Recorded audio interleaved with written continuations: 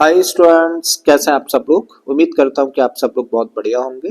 तो स्टूडेंट्स, आज के इस वीडियो लेक्चर में हम लोग 8th क्लास का चैप्टर एक्सपोनेंट एंड पावर्स को स्टार्ट करने जा रहे हैं। और मेनली आज के वीडियो लेक्चर में हम लोग बात करेंगे लॉज ऑफ एक्सपोनेंट्स की। ठीक है, तो लॉज ऑफ एक्सपोनेंट्स पर जाने से पहले एक छोटी सी चीज हम लोग समझ लेते हैं। हम लोग समझ लेते हैं इन दो टर्म्स के बारे में, एक्सपोनेंट क्या होता है और पावर क्या होती है। ठीक है, और दोनों में क्या डिफरेंस होता है। और एक बार ये चीज हम लोगों को समझ आ जाएगी तो लॉस समझना आसान होगा। और जब लॉस समझ जाएंगे तो फिर उसके बाद क्वेश्चंस को सॉल्व करना और भी आसान हो जाएगा हम लोगों के लिए। ठीक है, तो चलिए स्टार्ट करते हैं। तो भाई, अगर मैं आप लोगों के सामने एक नंबर लूँ 2 और इस नंबर को अगर मैं 3 टाइम्स मल्टीप्लाई कर दूं, तो भाई किस नंबर को मैं मल्टीप्लाई कर रहा हूँ, बार बार 2 को मल्टीप्लाई कर रहा हूँ। तो मैं इसको ऐसे ही लिखूंगा। ठीक है, और इसको कितनी बार मल्टीप्लाई किया है, देखो 1 2 एंड 3 टाइम्स मल्टीप्लाई किया है। ठीक है, तो जब इस नंबर 2 को 3 टाइम्स मल्टीप्लाई किया है तो 3 को हम लोग इसके ऊपर की तरफ इस तरीके से रिप्रेजेंट करेंगे। ठीक है, बिल्कुल इसी तरीके से अगर हम लोग एक नंबर ले लेते हैं a, और इस नंबर a को हम लोगों ने देखो अब 4 टाइम्स मल्टीप्लाई किया है। तो किसको हम लोग बार बार मल्टीप्लाई कर रहे हैं, भाई हम लोग मल्टीप्लाई कर रहे हैं a को बार बार। ठीक है, तो a को हम लोगों ने एज इट इज लिखा। और इस नंबर को कितनी बार हम लोगों ने मल्टीप्लाई किया है, भाई इस नंबर को हम लोगों ने 4 टाइम्स मल्टीप्लाई किया है। तो 4 को हम लोग ऊपर की तरफ इस तरीके से रिप्रेजेंट करेंगे। ठीक है, एक और एग्जांपल ले लेते हैं। सपोज करिए एक नंबर हम लोग कंसीडर करें x, और जब हम लोग इस नंबर x को मल्टीप्लाई करते हैं कितने टाइम्स, 5 टाइम्स। तो देखो किस नंबर को मल्टीप्लाई कर रहे हैं हम लोग, अगेन एंड अगेन x को मल्टीप्लाई कर रहे हैं। तो x हम लोगों ने एज इट इज रखा। और इस नंबर को कितनी बार मल्टीप्लाई किया गया है, तो इस नंबर को देखो यहाँ पर 5 टाइम्स मल्टीप्लाई किया गया है। तो 5 को हम लोग इस तरीके से लिख देंगे ऊपर की तरफ। ठीक है, तो सपोज करिए कोई भी नंबर a है और यहाँ पे ऊपर की तरफ हम लोगों ने l लिख दिया है। तो इसका मतलब क्या है कि नंबर a है और इस नंबर a को कितनी बार मल्टीप्लाई किया गया है, 5 टाइम्स मल्टीप्लाई किया गया है। तो भाई हम लोग यहाँ पे a और इस n को क्या कहते हैं, जो नीचे लिखा गया है ना नंबर, ठीक है a, जैसे कि यहाँ पे a है, यहाँ पे x है और यहाँ पे हम लोग देखें 2 है। तो जो नीचे लिखा होता है नंबर, यानी कि जिस नंबर को हम लोग अगेन एंड अगेन मल्टीप्लाई कर रहे होते हैं, तो इस नंबर को हम लोग बोलते हैं बेस। आई थिंक बेस समझ आ गया। बेस किसको बोला जाता है, बेस वो नंबर होता है जिस नंबर को 2 या 2 से ज्यादा बार मल्टीप्लाई किया गया है। ठीक है, और यहाँ पे जो नंबर देख रहे हैं हम लोग एंड, जो कि ये बताता है कि भाई बेस को कितनी बार मल्टीप्लाई किया गया है, इसको हम लोग बोलते हैं एक्सपोनेंट। ठीक है, तो आई थिंक 2 टर्म्स आपको समझ आ गए होंगे, एक तो बेस और दूसरा एक्सपोनेंट। बेस का मतलब क्या है, वो नंबर जो कि हम लोग अगेन एंड अगेन मल्टीप्लाई करते हैं, उस नंबर को हम लोग बोलते हैं बेस। और वो नंबर जो कि हम लोगों को बताता है कि बेस को हम लोगों ने कितनी बार मल्टीप्लाई किया है, इसको हम लोग बोलते हैं एक्सपोनेंट। और इस पूरी ही प्रेजेंटेशन को हम लोग बोलते हैं पावर। ठीक है, तो इसको क्या रीड करेंगे हम लोग, इसको रीड करेंगे हम लोग a raise to the power n. अच्छा, इस नंबर को क्या रीड करेंगे हम लोग, a raise to the power 4। इसको क्या रीड करेंगे हम लोग, 2 रेस टू दी पावर 3। इसको क्या रीड करेंगे हम लोग, x raise to the power 5। तो आई थिंक आप लोगों को तीनों का मतलब समझ आ गया, बेस क्या होता है, एक्सपोनेंट क्या होता है और पावर क्या होती है, और तीनों में क्या डिफरेंस होता है। एक बार फिर से रिपीट कर देता हूँ। बेस वो नंबर होता है जिसको अगेन एंड अगेन मल्टीप्लाई कर रहे होते हैं, और एक्सपोनेंट हम लोग उस नंबर को बोलते हैं जो कि ये बताता है कि नंबर को कितनी बार मल्टीप्लाई किया है। ठीक है, और पावर किसको रिप्रेजेंट करती है, पावर का मतलब होता है दिस होल प्रेजेंटेशन।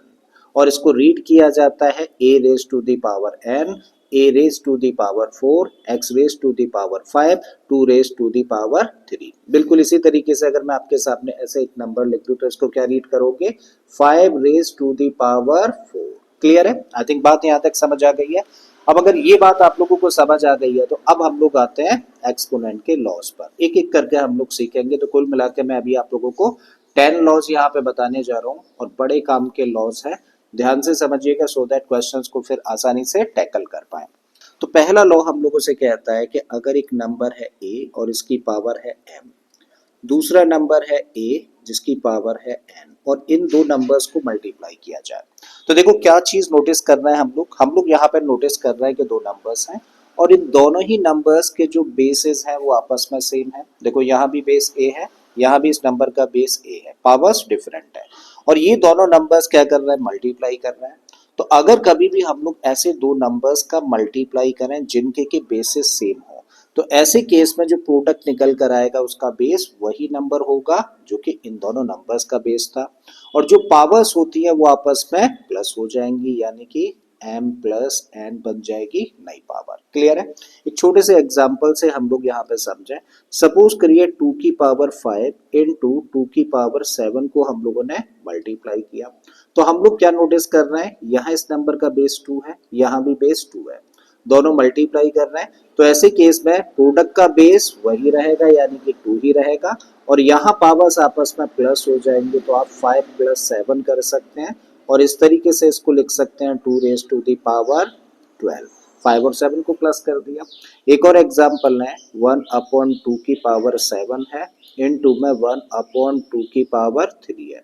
तो यहाँ पे अब हम लोगों ने देखा कि इस नंबर का बेस क्या है, 1 अपॉन 2, यहाँ भी इस नंबर का बेस क्या है, 1 अपॉन 2, दोनों मल्टीप्लाई कर रहे हैं, तो ऐसे में प्रोडक्ट का बेस क्या होगा, 1 अपॉन 2 ही होगा, और यहाँ पे जो दो पावर्स हैं ये आपस में प्लस हो जाएंगी, यानी कि 7 प्लस 3, और 7 प्लस 3 का मतलब क्या हो गया, 10। ठीक है, तो फाइनली रिजल्ट क्या होगा, 1 upon 2 raise to the power 10। ठीक है, तो आई थिंक पहला लॉ क्लियर है।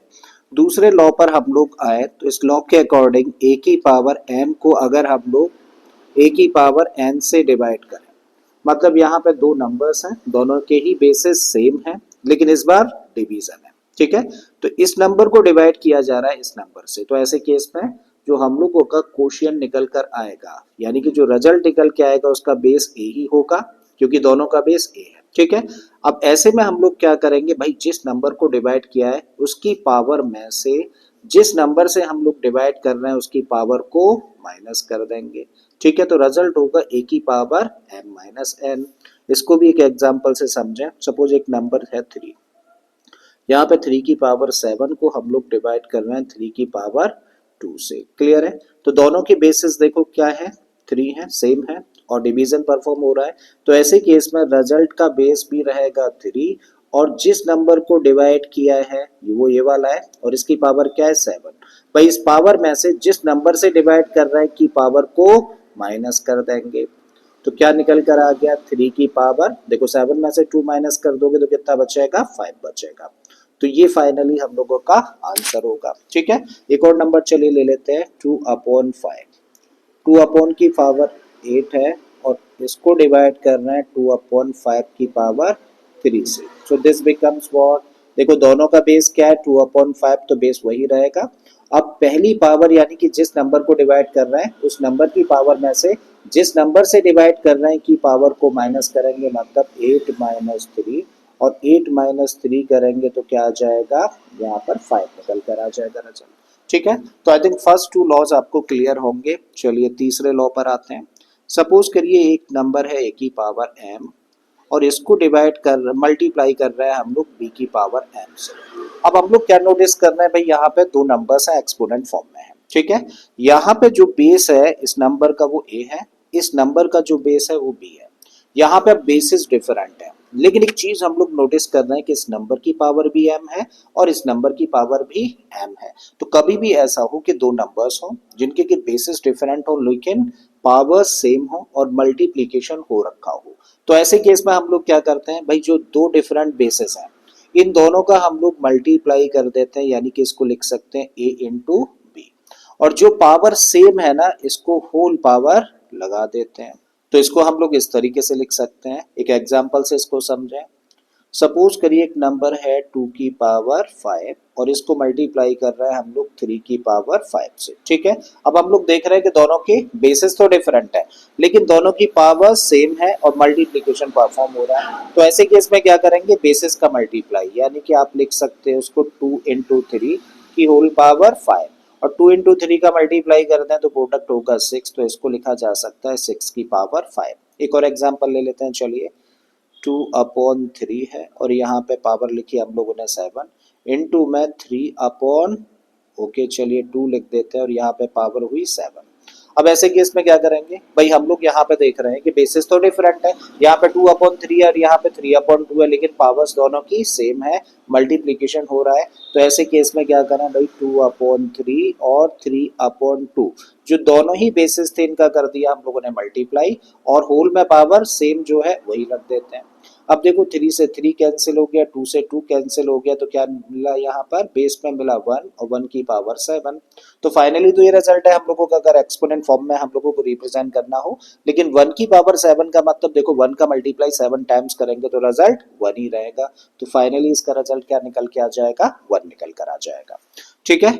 फोर्थ लॉ हमसे कहता है कि a की पावर m को अगर हम लोग डिवाइड करें b की पावर m से, तो देखिए यहाँ पे डिवीजन की बात चल रही है, दो नंबर्स हैं और दोनों ही नंबर्स के बेसिस डिफरेंट है लेकिन पावर्स सेम है।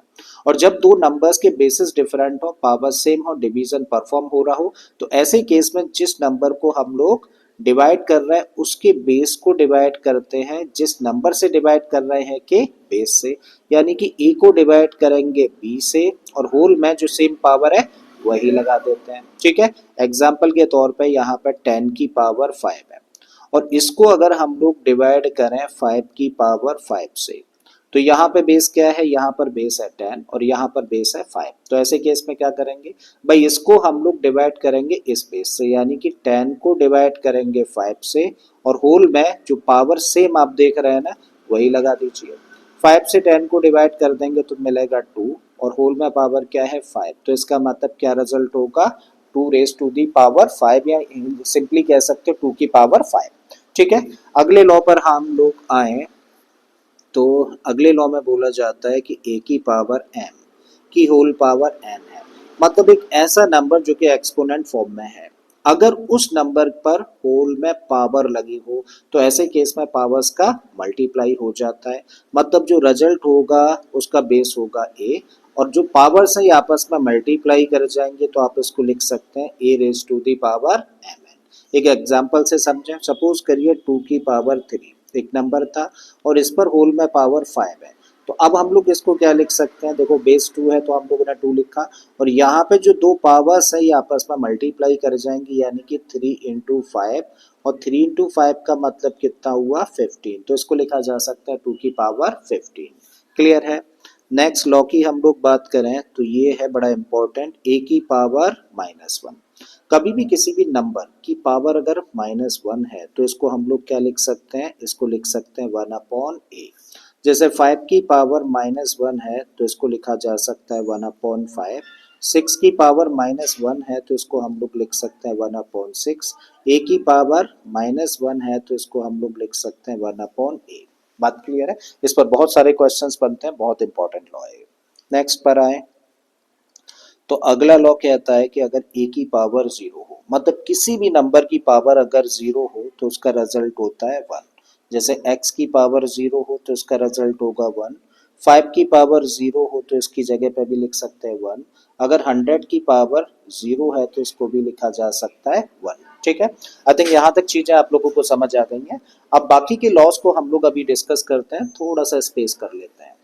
अब जो 8th लॉ है बड़ा इंपॉर्टेंट है, बड़े ध्यान से समझते हैं इसको हम लोग। ठीक है।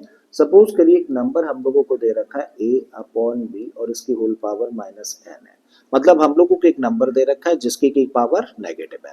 देखो अक्सर ही जब हम लोग क्वेश्चंस करते हैं ना एक्सपोनेंट्स के, और अगर हम लोगों को कहीं भी एक नेगेटिव पावर वाला नंबर दिख जाता है तो ऐसे केस में हम लोग उसको इजीली करने के लिए क्या करते हैं, पावर को पॉजिटिव करते हैं, जिससे कि आसानी से क्वेश्चन को सॉल्व कर सके बिना गलती किए। तो ऐसे में हम लोगों के लिए लॉ बड़ा काम का है। कभी भी जब हम लोगों को कोई नंबर दे रखा हो और उसकी पावर नेगेटिव हो, तो अगर इसकी पावर को हमें पॉजिटिव करना है तो सिंपली क्या करें, इस नंबर का जो बेस होता है ना उसको रेसिप्रोकेट कर दो। सिर्फ बेस को रेसिप्रोकेट कर देने से क्या होगा, जो पावर का साइन है ना वो चेंज हो जाएगा, अगर नेगेटिव है तो पॉजिटिव हो जाएगा, पॉजिटिव है तो नेगेटिव हो जाएगा। ठीक है। तो हम लोग क्या कर रहे हैं, इसके बेस को रेसिप्रोकेट कर रहे हैं और रेसिप्रोकेट करके क्या लिख सकते हैं, b/a, और इसको अब हम लोग लिख सकते हैं जो पावर पहले नेगेटिव थी अब इसको पॉजिटिव पावर में लिखा जा सकता है। एग्जाम्पल के तौर पे सपोज करिए 2/3 की होल पावर -4 है। हम लोग चाहे तो इसको अगर पॉजिटिव पावर में रिप्रेजेंट करना है तो क्या लिख सकते हैं भाई, इसके बेस को रेसिप्रोकेट कर दो बेस को रेसिप्रोकेट करोगे तो इसको लिखोगे 3/2 और अब पावर क्या रहेगी, पॉजिटिव रहेगी 4। दोनों का मतलब एक ही होता है। ठीक है, आई थिंक समझ आ गया होगा। बहुत ही दमदार लॉ है, बहुत काम का है। अगले लॉ पर हम लोग आए। सपोज करिए हम लोगों को एक नेगेटिव नंबर दे रखा है, कोई भी नेगेटिव नंबर हो सकता है, और इसकी पावर अगर हम लोगों को एक इवन नंबर दे रखी हो। ठीक है, तो ऐसी केस में जो रिजल्ट हम लोगों को निकल कर आएगा वो कैसा होगा, पॉजिटिव।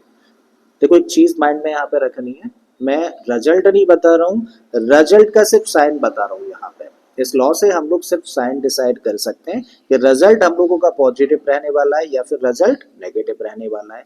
जैसे सपोज करिए एक नंबर है -2 और इसकी पावर अगर हम लोग 8 देखें तो कैसा नंबर है भाई, बेस में हम लोग देख रहे हैं नेगेटिव नंबर है और इसकी पावर 8 है जो कि अपने आप में एक इवन नंबर है। तो फाइनली जो इसका रिजल्ट निकल के आएगा ना वो कैसा नंबर होगा, वो एक पॉजिटिव नंबर होगा। हम लोग ये नहीं कह रहे हैं कि रिजल्ट क्या होगा, सिर्फ हम लोग ये बता रहे हैं कि रिजल्ट पॉजिटिव होगा या फिर नेगेटिव होगा। आई थिंक ये चीज क्लियर है। अगला लॉ कहता है कि अगर एक नेगेटिव नंबर है और इस नेगेटिव नंबर की पावर अगर एक ऑड नंबर है तो ऐसे केस में जो रिजल्ट निकल कर आएगा वो कैसा होगा, नेगेटिव। जैसे यही हम लोग ले लेते हैं नंबर -2 और इसकी पावर क्या है, 3 है। तो यहाँ पे देखें तो बेस में नंबर कैसा है, नेगेटिव नंबर है, और यहाँ पे जो पावर है वो अपने आप में एक और नंबर है। तो इसका मतलब फाइनली जो यहाँ से रिजल्ट मिलेगा वो कैसा होगा, एक नेगेटिव रिजल्ट होगा। ठीक है, तो मुझे उम्मीद है कि आप लोगों को ये सारे के सारे लॉस बड़े अच्छे से समझ आए होंगे। अगर ऐसा है तो प्लीज वीडियो को लाइक कर दें, चैनल को सब्सक्राइब कर लें अगर आपने अभी तक इस चैनल को सब्सक्राइब नहीं किया है, और हो सके तो इन लॉस को अपने दोस्तों के साथ में शेयर भी कर दें, उनका भी बेनिफिट होगा, वो भी जान पाएंगे इन 10 लॉस के बारे में। ठीक है, तो चलिए फिर से आता हूँ एक और वीडियो लेक्चर के साथ में। Till then keep learning and thank you for watching this video.